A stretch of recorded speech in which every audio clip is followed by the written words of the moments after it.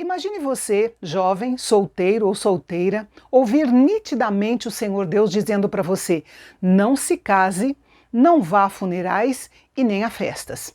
Parece um pouco estranho, não é? Mas foi exatamente isso que aconteceu com o profeta Jeremias. E neste capítulo nós vamos ver o que essas 3 ordens do Senhor tinham a ver com o julgamento da nação de Judá. Vem comigo.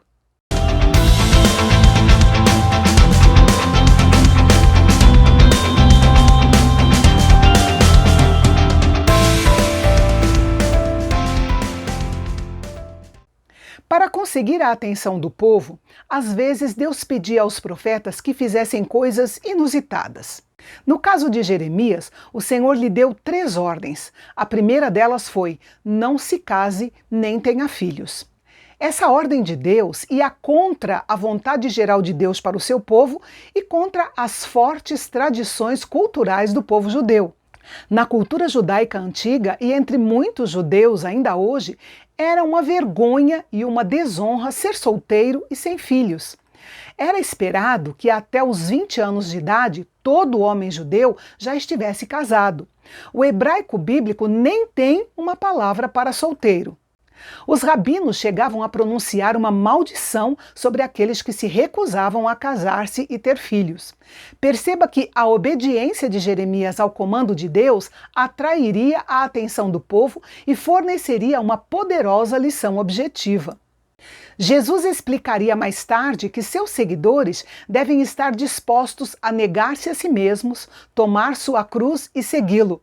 De acordo com a vontade de Deus para o crente individual, isso pode significar desistir de desejos legítimos.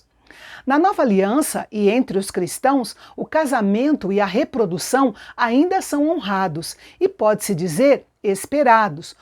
No entanto, o Novo Testamento dá honra e até status específico aos solteiros, dizendo-lhes para considerar seu estado como um chamado de Deus, assim como Jeremias. Deus não apenas deu a ordem a Jeremias, mas também explicou o motivo. Os filhos nascidos na terra de Judá morreriam de doenças terríveis, não seriam pranteados nem sepultados, serviriam de esterco para a terra, e seus cadáveres serviriam de alimento às aves dos céus e aos animais selvagens.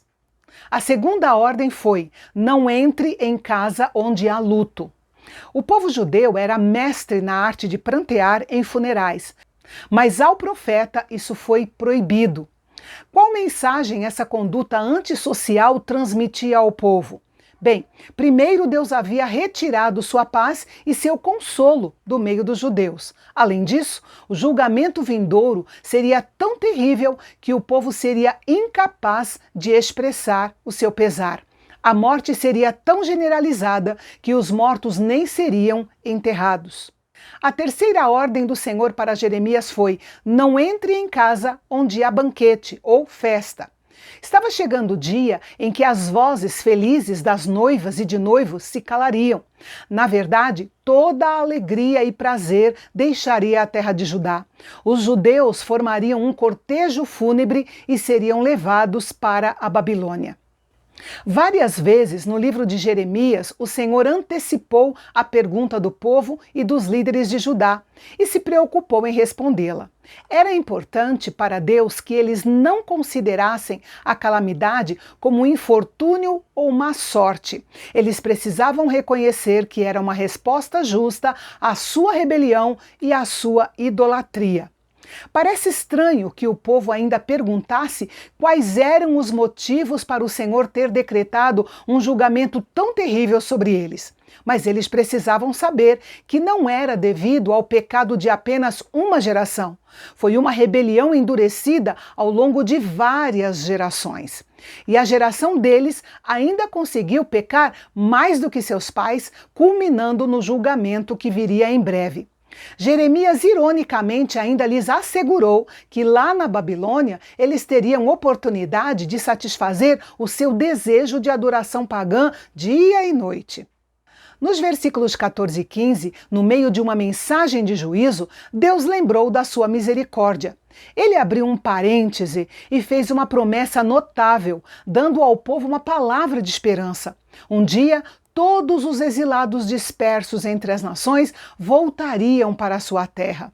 Esse livramento seria tão magnífico que seria como um segundo êxodo, e sua glória seria ainda maior do que o êxodo de Israel do Egito.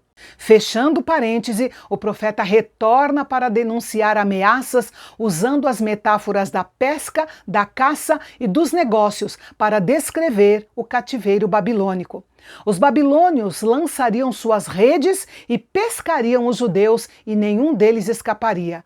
E se alguém tentasse se esconder nas montanhas, os pescadores se tornariam caçadores e os perseguiriam. Tudo isso por causa de uma grande dívida do povo para com o Senhor, pela maneira como haviam tratado sua lei e sua terra. Era chegada a hora de saldar essa dívida. A expressão pagarei em dobro a sua iniquidade e o seu pecado significa que o julgamento de Deus seria amplo e completo. O profeta, chocado com a apostasia de Judá e preocupado com a honra de Deus, entrou no tom dos salmistas e se consolou ao vislumbrar o tempo em que até mesmo os próprios gentios seriam atraídos para adorar o verdadeiro Deus vivo de Israel desde os confins da terra. Os gentios confessariam sua idolatria e admitiriam que seus ídolos eram inúteis.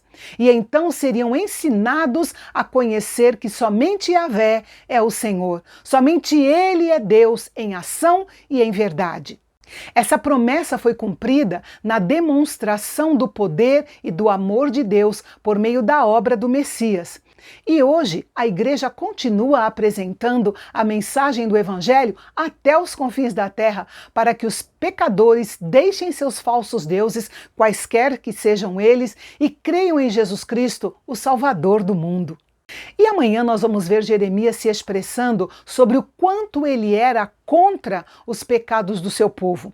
E cita nada menos que 6 exemplos que serviam de advertência ao povo da sua época, mas que ainda servem perfeitamente para os nossos dias. É amanhã, aqui no Canal Bendito. Até lá!